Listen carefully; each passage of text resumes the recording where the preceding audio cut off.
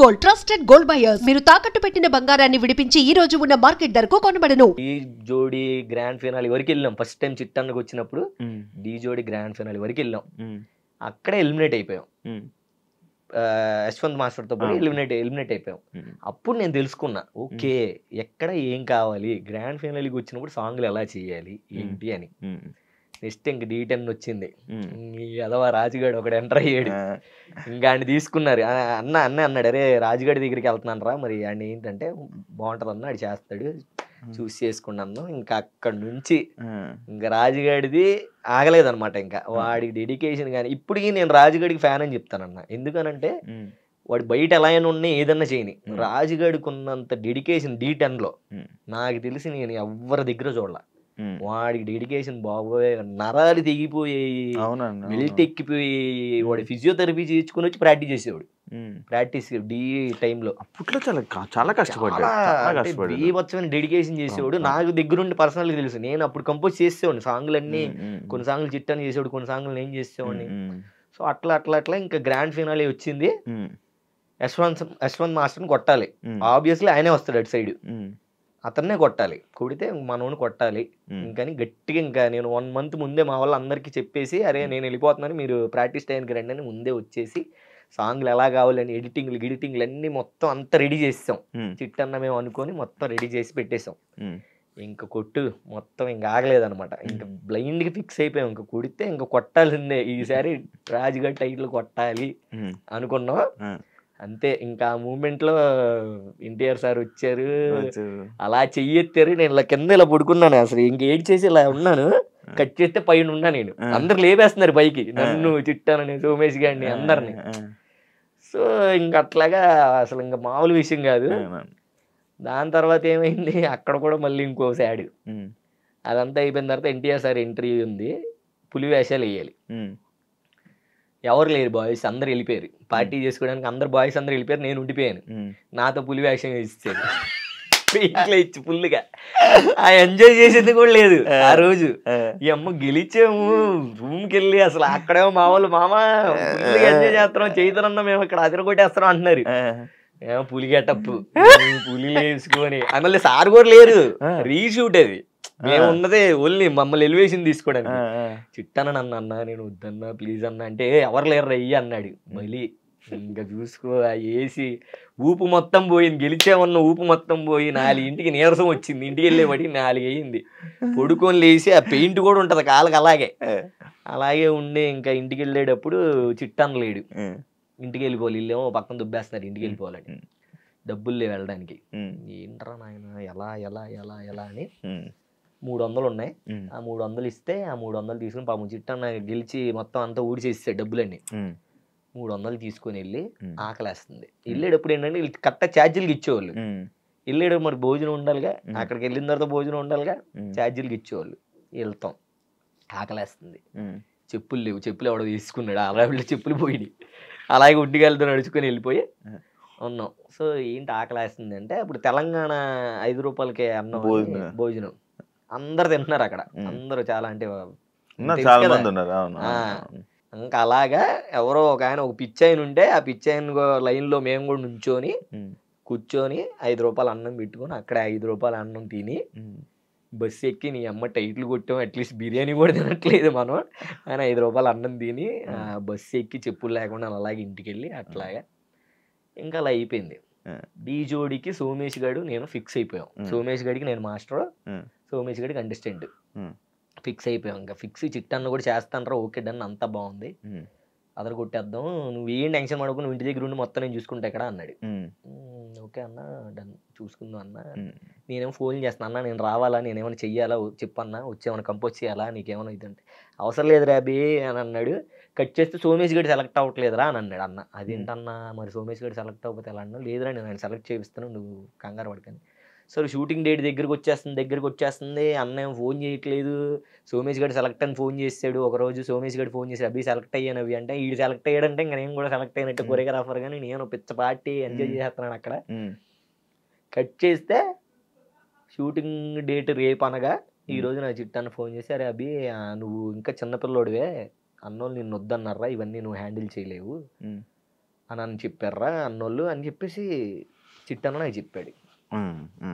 అప్పుడు ఇంకా చిన్నోండి కదా, కుర్రతనంలో ఉండండి, ఇప్పుడు కుర్రోండిలే, బట్ అప్పుడు ఇంకా ఇంకా నాకు బ్రేక్ అయిపోయింది, మళ్ళీ బ్రేక్ అయిపోయింది. ఇంకా చిట్టన్న మీద చాలా కోపం వచ్చింది నాకు. ఏంటి అంటే వాళ్ళు చెప్పపోయినా చిట్టన్నే చెప్పాడు ఇది, వీళ్ళు చిట్టనే చెప్పుంటాడు అని ఇంకా నేను బ్లైండ్గా ఫిక్స్ అయిపోయా. ఓకే ఇంకా ఇలాగా ఈయన ఇలా చేస్తున్నాడా. శేఖర్ మాస్టర్ దగ్గరికి వెళ్ళావంట అది లేదు లేదు, మీ ఇద్దరికి ఏదో ఇష్యూ వస్తే నువ్వు శేఖర్ మాస్టర్ దగ్గర అసిస్టెంట్ గా వెళ్ళావని అన్నారు. శేఖర్ మాస్టర్ అసిస్టెంట్ చేయలేదా? చిచి లేదు. ఆఫర్ తప్ప అది ఫేక్. అయితే ఏదో వేరే మాస్టర్ దగ్గరికి వెళ్ళావా? లేదన్న, ఎవరి దగ్గరికి వెళ్ళలేదు. అదే చెప్తానా. సో నేను ఇంకా డాన్స్ వద్దు, ఇంకా నాకు ఈ డాన్స్ వద్దు, అది విన్నా, మానేస్తాం డాన్స్ మొత్తం మానేస్తా అని చెప్పి ఇంకా ఫుల్ గా నేను తినడం లావైపోయాను బాగా. అప్పుడు ఇంకా చైతన్య మాస్టర్ కూడా ఛాన్స్ వచ్చింది ఆ సీజన్. చైతన్య మాస్టర్ ఛాన్స్ వస్తే ఆయన దగ్గర అసిస్టెంట్లు ఎవరు లేరు. అరే ఇంకెన్ని రోజులు ఇంకా అలా ఖాళీగా ఉండి ఇంకా అలా తింటూ అలా అయితే అవ్వదు, నువ్వు అంత బాధపడాల్సిన అవసరం లేదు, నువ్వు మన దగ్గర రా, నా దగ్గరికి వచ్చి చేసుకో అని అన్నాడు. లేదన్నా అసలు నేను డిఏ చేయను, ఇంకా అది ఇదంటే లేదురా నువ్వు కొరియోగ్రాఫర్ అవుతావు, నీకు టైం ఉంది, నువ్వు ఖచ్చితంగా అవుతావు అంటే. దీని గ్యాప్లో నేను ఏజ్లో చిన్నోడు అని అన్నారు, నాకు ఇవ్వనని అన్నారు. నాకన్నా కన్నగడి చాలా చిన్నోడు, 16 సంవత్సరాలకి ఆడు కొరియోగ్రఫీ ఛాన్స్ ఇచ్చారు. అప్పుడు D10 టైంలో తేజు నన్ను వచ్చి అడిగింది, నువ్వు నాకు కొరియోగ్రఫీ చేస్తానని చెప్పి నేను డైరెక్టర్లతో మాట్లాడతాను. లేదు నేను రాజుగడి విన్న వాళ్ళు, నేను రాజుగడి కోసం ఉన్నాను, చిట్టన్న కోసం ఉన్నాను, నాకు ఛాన్స్ వస్తానని వెళ్ళలేదన్న అక్కడ. సో అప్పుడు తేజుని కన్నగడికి ఇచ్చారు. సో కన్నగడి అయ్యాడు, రేవంత్, నా చిన్నోళ్ళందరూ కొరియోగ్రాఫర్లు కంటెస్టెంట్లు అయిపోయారు అన్న. నేను బాగా హట్ అయిపోయాను, చాలా ఇదిలోకి వెళ్ళిపోయాను, డిప్రెషన్లోకి వెళ్ళిపోతే అప్పుడు చైతన్య మన దగ్గరికి వచ్చి రారా చేసుకో అది ఇది అని అంటే, సర్లే ఇంకా పేమెంట్ ఇస్తానరా నీకు అది ఇదేనంటే ఇంకా అప్పుడు వచ్చా. ఇంకొచ్చి ఇంకా అలా డీజోడీ చేస్తూ చేస్తూ అసిస్టెంట్గా చేస్తూ దాని తర్వాత D12 వచ్చింది. D12 తర్వాత రాజుగడిది వచ్చింది. రాజుగడి తెలుసు కదా, D10లో మొత్తం సాంగ్లు ఆల్మోస్ట్ మనం చేసింది ఉన్నాయి కాబట్టి నాకు అభిగడి అయితే చేస్తాను, లేకపోతే నేను చేయను అని అన్నాడు రాజుగడు. ఇంకా ఓకే సర్లేరా అని చెప్పేసి అప్పుడు కొరియోగ్రాఫర్ అయ్యాను డీకి.